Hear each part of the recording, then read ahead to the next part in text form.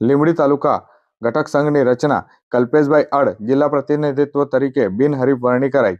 આ તારીખ 3/1/2026 શનિવારના રોજ બપોર 2 કલાક સુધીમાં નવીન તાલુકા તરીકે અસ્તિત્વમાં આવેલા ગોવિંદપુર લીંબડી તાલુકા ખાતે તાલુકા ઘટક સંઘની રચના કરવામાં આવી હતી।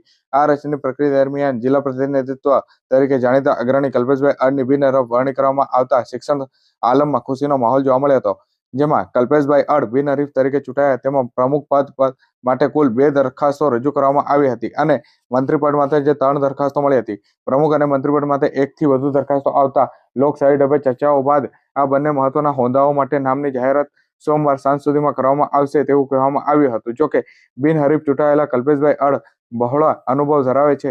તેઓ અગાઉ શિક્ષક સોસાયટીના પૂર્વ ચેરમેન તરીકે સેવા આપી ચૂક્યા છે અને હાલમાં પણ શિક્ષક સંઘના પ્રમુખ તરીકે કાર્યરત છે।